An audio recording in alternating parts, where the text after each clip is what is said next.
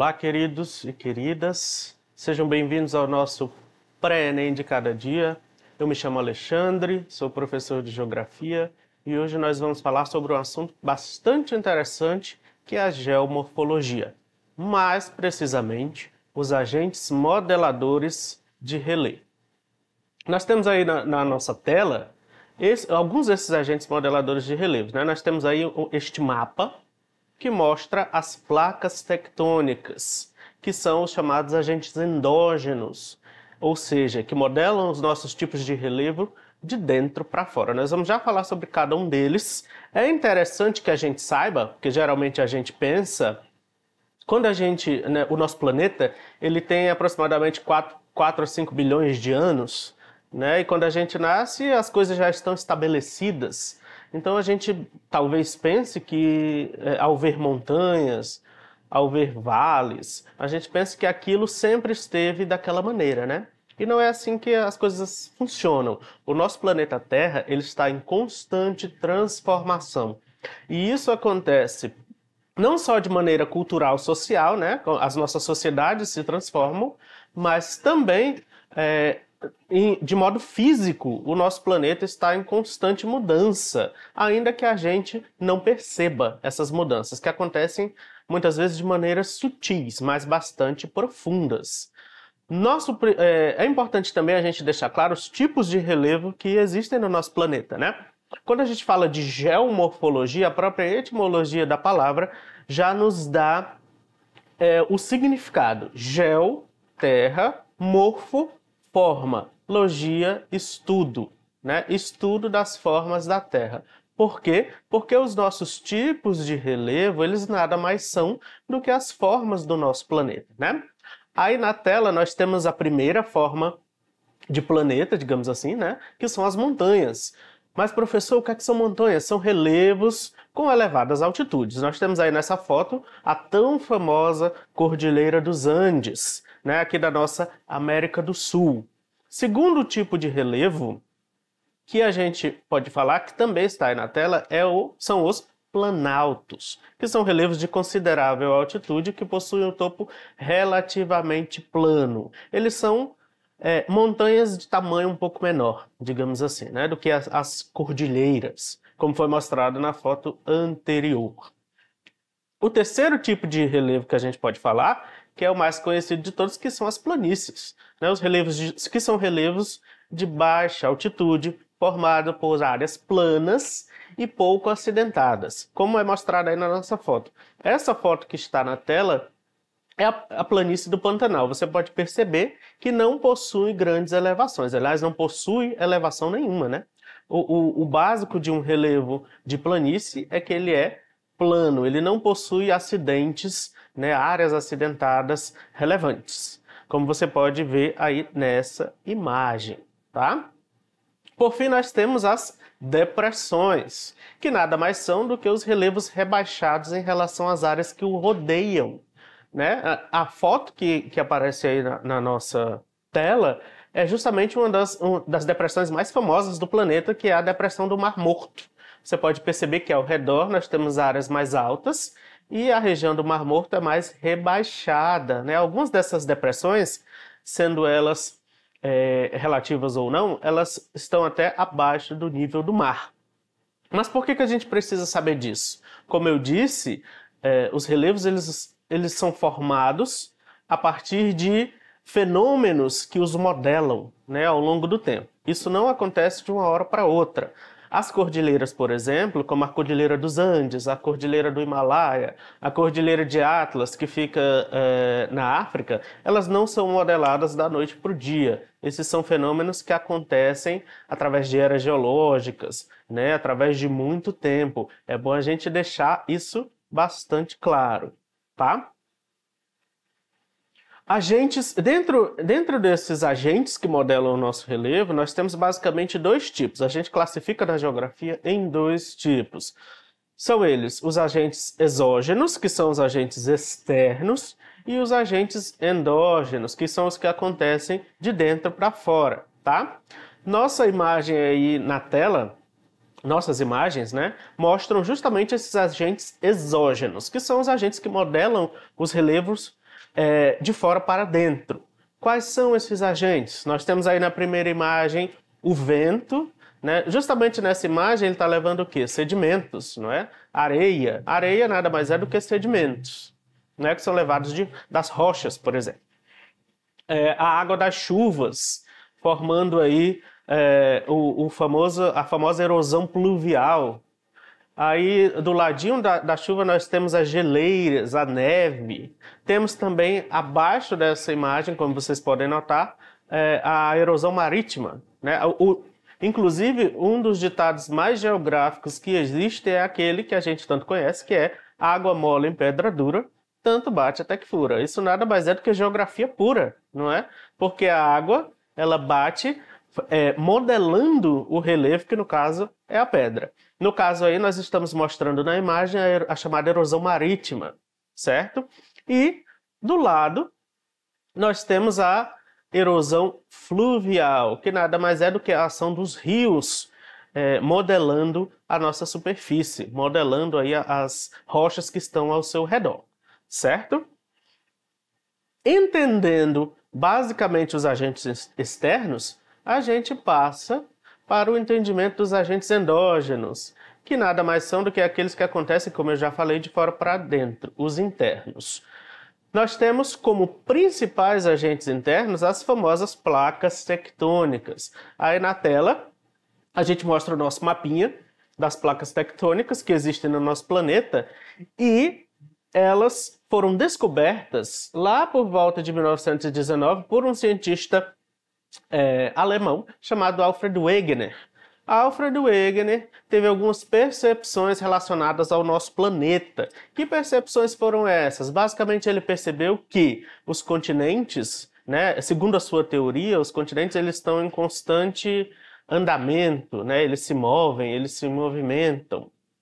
Ele percebeu também que alguns tipos de vegetação de determinado continente são a continuação da mesma vegetação em outro continente. Ele percebeu também, por exemplo, que alguns continentes se encaixam como um grande quebra-cabeça. No caso, se você prestar atenção, por exemplo, no continente americano e no continente africano, a gente pode perceber que eles são bastante encaixáveis. Essa teoria, dentre outros aspectos que são levados em consideração nela, essa teoria ela foi formada por esse cientista alemão e ela foi aprofundando-se ao longo dos anos, mais precisamente lá por volta da Segunda Guerra Mundial, quando surgiram equipamentos mais avançados para a exploração das profundidades do nosso planeta Terra, como, por exemplo, os ecossonares, né, que são, na verdade, utilizados nas profundidades marítimas, os magnetômetros que percebem elevações nos relevos, nas profundidades, inclusive as fossas abissais dos oceanos foram descobertas, como a Fossa das Marianas, por exemplo, também foram descobertas através desse tipo de exploração submarina e, até este presente momento, essa teoria foi ganhando cada vez mais embasamento e significado, tá? Aí você pode se perguntar, como é que essas placas tectônicas se movimentam? Né? Segundo a teoria de Alfred Wegener, o nosso planeta era um grande bloco chamado Pangeia, que depois se subdividiu em dois, né? Laurásia e Gondwana. E ao longo dos anos ele foi afastando-se, digamos assim, em vários blocos de continentes. Esses blocos de continentes, eles se movimentam, segundo a teoria da deriva dos continentes, através das chamadas correntes de convecção. Não sei se vocês sabem, se não sabem, fiquem sabendo agora, que as camadas internas do nosso planeta são basicamente o núcleo, né, e a camada magmática, o manto. Essa camada magmática é aquela basicamente que proporciona a ativação das placas tectônicas através de um fenômeno chamado correntes de convecção. Aí na nossa imagem a gente mostra justamente esse fenômeno, né, o esquema desse fenômeno. As correntes de convecção que movimentam as placas tectônicas, eu costumo dizer que elas servem como as rodinhas das placas tectônicas, nada mais são do que um movimento circular que é feito através do magma, que fica no manto, né? Como você pode ver aí no esquema, o magma sobe e desce em movimentos circulares. Esses movimentos circulares do magma, eles acabam movimentando as placas litosféricas que ficam sobre ele, tá? Essas placas que estão sendo mostradas aí no mapa, elas possuem tipos diferentes de movimentos. Nós temos aí, por exemplo, trazendo aí para o nosso continente americano, nós temos ele fica basicamente no centro da placa sul-americana, que faz aí fronteira e movimento com a placa de Nazca. Essas duas placas, os movimentos dessas duas placas formam um dos relevos mais importantes e característicos da nossa América do Sul, que é a Cordilheira dos Andes que eu mostrei nas telas anteriores, né? Que eu já falei sobre eles. A gente começa a falar então justamente sobre esses tipos de movimentos. Por quê? Porque cada tipo de movimento é responsável por um tipo de modelagem dos nossos relevos, né, das formas do nosso planeta. Essas placas, elas basicamente formam 3 tipos de movimentações, os agentes endógenos e externos. O primeiro, que a gente chama de limites, né? Nós temos aí na primeira imagem o limite divergente. A palavra divergente significa o quê? Afastamento, né? Você diverge quando você vai no sentido contrário. Então, no caso, o limite divergente é quando as placas se afastam, vão uma no limite contrário da outra, certo? O limite aí na imagem do meio, temos o limite transformante, que nada mais é do que quando as placas se raspam lateralmente, né? Como alguns alunos costumam dizer, né? As placas se sarram, né? Enfim, na linguagem dos jovens. São os limites transformantes, que também são responsáveis por um tipo determinado de ação no nosso relevo. E na imagem abaixo, nós temos os limites convergentes. Como é que uma coisa converge? É quando ela se encontra, quando ela se choca, quando ela se bate, não é verdade? Cada um desses movimentos, como eu já falei, é responsável por um tipo de ação nas formas dos nossos relevos. E nós vamos falar sobre cada um deles, certo? Nós temos aí, primeiramente, os limites convergentes. Como eu disse, quando as placas se encontram, se chocam, se batem. Esse limite convergente ele é responsável pela criação das cordilheiras, das montanhas e também das dobras. Olha a imagem aí que tem na tela. Essa imagem de baixo é justamente sobre uma dobra. Nós temos aí nos limites convergentes, ele pode acontecer de algumas maneiras diferenciadas. Existem placas tectônicas que são oceânicas e existem placas tectônicas que são continentais. Elas possuem densidades diferentes. Quando uma placa tectônica continental se choca em limite convergente com a placa oceânica, a gente percebe, né, através de estudos, que a placa oceânica ela possui uma densidade menor. E a placa continental ela é mais dura, ela é mais densa, mais espessa. Quando elas se chocam, acontece o que a gente chama de movimento de subducção, que é quando a placa mais fraca, digamos assim, no caso a placa oceânica, que é a menos densa, ela faz um movimento para baixo, ela volta, ela é sobreposta, digamos assim, pela placa mais dura, pela placa mais densa, que é a placa continental, certo? Quando esse movimento acontece entre duas placas continentais de mesma densidade, essas placas se chocam e sobem, formando as dobras. Como elas não têm mais para onde, digamos, elas se encontram e não têm mais para onde ir, elas acabam subindo, formando tanto as dobras, como é mostrado aí na imagem, quanto as cordilheiras, como a Cordilheira dos Andes, a Cordilheira do Himalaia, a Cordilheira de Atlas, como todas as cordilheiras que a gente já conhece, certo?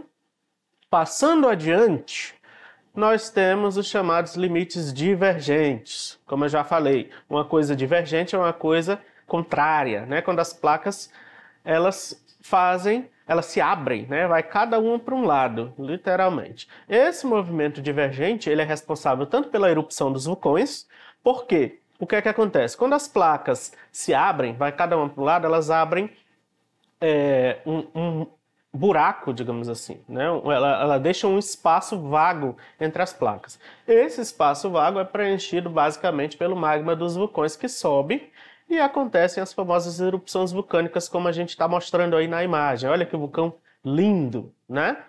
Essa lava do vulcão, quando ela acontece em vulcões submarinos e essa lava se resfria, ela vai tornando-se rochas. Essas rochas se sobrepõem, formando também as famosas dorsais. Professor, o que é uma dorsal? Nada mais é do que uma cordilheira no fundo do mar. Nós temos aí a imagem aí da exploração submarina, essas rochas aí, ó, que estão aí mostradas no mapa, basicamente entre o continente americano e o continente africano, são as rochas da dorsal mesoatlântica. Como a palavra já diz, meso, do meio, atlântica, Oceano Atlântico, né? Ela literalmente está no meio do Oceano Atlântico, no fundo do mar. É uma grande cordilheira, a mais famosa, digamos assim, das dorsais mundiais, que fica no meio do Oceano Atlântico, certo? Nós temos aí, como eu já falei, a imagem delas.